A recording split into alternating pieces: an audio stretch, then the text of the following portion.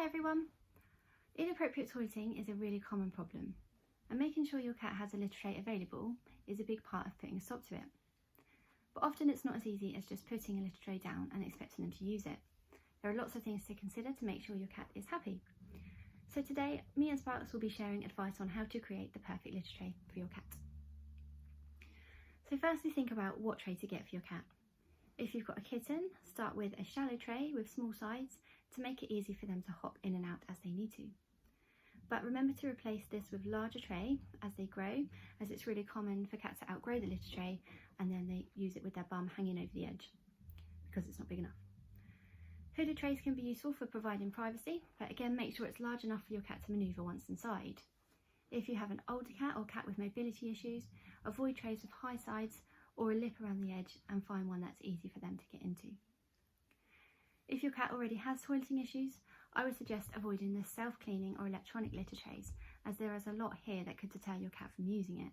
They're often very noisy, and the movement of the self-cleaning part can actually be can put them off using it too. Next, think about the type of litter that you're putting into the tray. There are lots of different types available, like the clay gravel, wood pellets, silicone or paper, and there is the clumping or non-clumping versions of these. Cats develop a preference for a certain type of litter in their socialisation period, which is between 2 and 7 weeks of age. And at this point, they're still with the breeder. So your best bet is to continue using the same litter that your cat was using as a kitten. If you're not sure, it can take a little bit of trial and error to find out what your cat prefers, but generally the finer and more sandy type litters are usually accepted without any issues, especially as this is softer on their paws when digging and raking, and some of the wood pellets can be a little bit more uncomfortable on their paws. Clumping is usually better than non-clumping, as the clumps are easier to remove and the rest of the litter stays cleaner and stops them digging through dirty litter. And always fill the litter tray with about 4 to 5 inches of litter to give them enough litter in there to allow them to dig comfortably and cover their waste. Once you have got this right, there's a few things to avoid that may put your cat off from using the litter tray. Firstly is to avoid any use of strong smells in or around the litter tray, as we know how important smell is to cats when maintaining their territory. So avoid scented litter or scented inserts that go into the lid of the litter tray, and try not to place the tray near any air freshener plugins or placing any air fresheners or diffusers nearby. I understand the point of that is to make sure you can't smell the smell of the litter tray, but if that's actually working, it's going to be really unpleasant for your cat. I'd also suggest ditching any litter liners you might be using, as these can give off a smell too, but can also be generally annoying if the cat gets their claws stuck in them. They can end up pinging litter all over themselves. Also avoid placing anything noisy nearby. So those plug-in air fresheners that let off a little puff can be particularly unpleasant for your cat, as they have the smell and the noise with them. Avoid placing the tray near a washing machine or toilet, as if the cat's spooked by these when he's in there, he'll be less keen to use it next time. So a big consideration is where you choose to put the litter tray. It's tempting to place it in a location that's best for us, so it often goes down in the bathroom or utility room.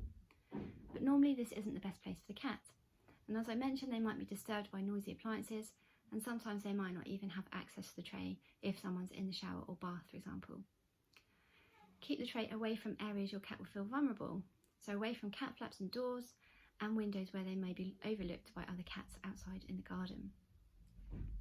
Also keep it away from food, water and their favourite resting areas, as there'll be averse to toileting in these areas as they want to keep them nice and clean.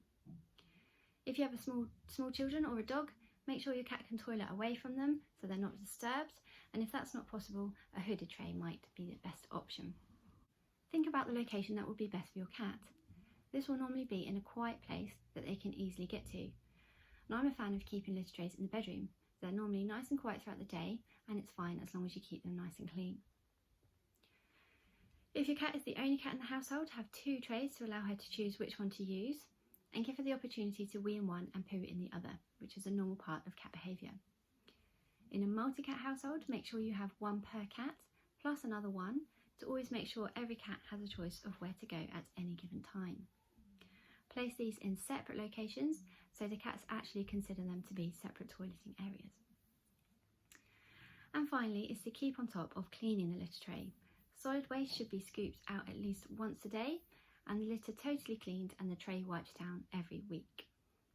Letting the tray get too dirty is one of the most common reasons that I've come across for inappropriate toileting.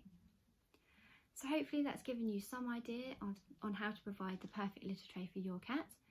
Normally cats do prefer to use a litter tray rather than a carpet or bed. So following this advice will hopefully solve any problems that your cat has been showing. If not, I'll be going into other treatment options over the coming days, so hopefully something will help you in your situation. Thanks for listening this time, and I'll see you again.